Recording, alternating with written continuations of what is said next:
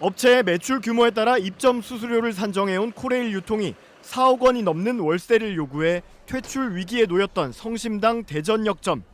하지만 성심당의 반발은 물론 월세 4억은 지나치다는 비판 여론까지 번지면서 거센 논란이 벌어졌습니다. 결국 코레일은 월 매출액에 기반한 현행 수수료 규정이 현실적이지 않다는 지적에 따라 감사원에 사전 컨설팅을 맡겨 수수료 산정 기준을 바꾸기로 했습니다. 이에 따라 코레일은 오는 23일까지로 예정된 대전역 2층 마지방 제휴업체 모집 공고에서 현 성심당 매장의 월 수수료로 1억 3,300만 원을 제시했습니다. 당초 성심당에 요구했던 월 4억 4천만 원보다 3억 원 이상 낮아졌는데 성심당 측 입장이 사실상 수용된 겁니다. 코레일 유통은 오는 23일까지 제안서를 받아 비계량 40%, 계량평가 60%로 합산 평가를 한 뒤 운영자를 최종 선정할 예정입니다. 성심당 측은 월 수수료가 지금까지 내오던 수준으로 대폭 낮아진 것을 반기는 분위기인 것으로 전해졌습니다. 성심당 소비자들은 물론 대전 시민과 정치인까지 참여하면서 전국적 논란으로 번진 성심당 대전역점 갈등은 결국 이번 입찰을 통해 마무리될 가능성이 커지고 있습니다. 성심당 대전역점 입찰이 5차례 무산된 가운데 코레일 유통이 6번째 입찰 공고를 바로 내는 대신 다른 방안들을 모색하고 있는 것으로 확인됐습니다. 코레일 유통은 우선 정부가 지정한 갈등관리 연구기관을 통해 성심당 입점 수수료와 관련한 전문가 의견을 받아보기로 하고 조만간 연구 용역 공고를 낼 예정으로 알려졌습니다. 다만 코레일 유통은 기자와의 통화에서 성심당 유찰건과는 별개라며 성심당뿐 아니라 수수료 체계 전반에 대한 연구 용역을 진행할 계획이라고 설명했습니다. 코레일 유통은 이와 함께 대전역 2층 성심당 자리에 대한 6차 입찰 공고를 낼지 여부에 대해서도 검토 중인 것으로 알려졌습니다. 코레일 유통 관계자는 당장 6차 공고를 내더라도 기준이 바뀌지 않는다면 성심당이 또 단독 입찰에 유찰되는 상황이 반복될 가능성이 크다며 전문가 의견을 수렴해 기준을 바꿀지 여부 등을 고민하고 있다고 전했습니다.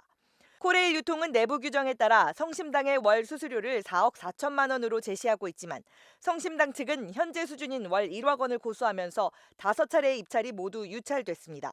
코레일 측은 형평성 때문에 불가피한 조치라는 입장이지만 박상우 국토교통부 장관도 지난 17일 한문희 코레일 사장을 만나 너무 비싸게 받는 것 아니냐고 지적하는 등 논란이 계속되고 있습니다. 지역 대표 빵집을 넘어 대전의 상징이 된 성심당.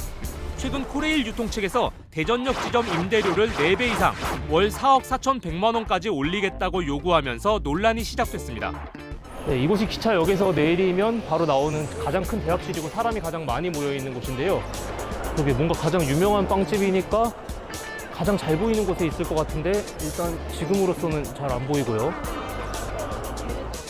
성심당이 어디 있는지 쉽게 찾지는 못했지만 성심당 봉투를 들고 다니는 사람들은 쉽게 찾을 수 있었습니다. 어디 있어요? 저희가 아직 안 가봤는데. 여기 한층 내려가면, 반층 내려가면 있어요. 이 에스컬레이터를 타고 내려가면 갈 수가 없다고 하고요. 바로 옆에 여기 구석에 계단이 있죠. 이곳 구석 계단으로 내려오면은 여기는 사실 유동인구가 많은 길목이라고 할 수는 없는데요. 이렇게 내려오면 이쪽에 성심당이 있습니다. 보시면 성심당 안에는 지금 줄이 빼곡히 사람들이 줄을 서서 있는 모습을 볼 수가 있는데요. 성심당이 들어선 2층은 가게가 2곳뿐이었습니다.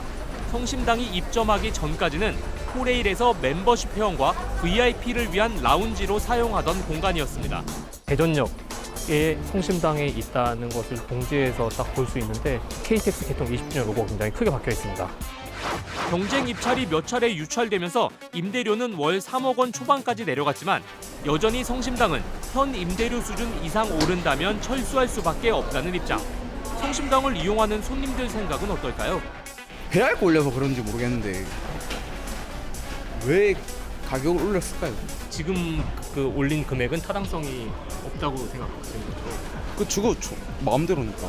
다른 점포들이랑 똑같이 적용해서 뭐 어쩔 수 없다는 입장을 고수하고 있던데 없어지면은 이 대전에서 유명한 것 중에 하나를 잃는 것 같아서 뭐 한 상한선을 만들던지 그 비율로만 하는 게 아니고 어떤 적정한 선을 지키면서 서로 잘 했으면 좋겠습니다.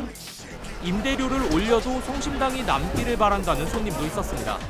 성심당에서도 여기 그만큼 월세를 주고 입점했을 때 남는 이익이 있다면, 메리트가 있다면 그거 입점할 만하지 않을까요? 대전 시민들 생각도 들어보았습니다.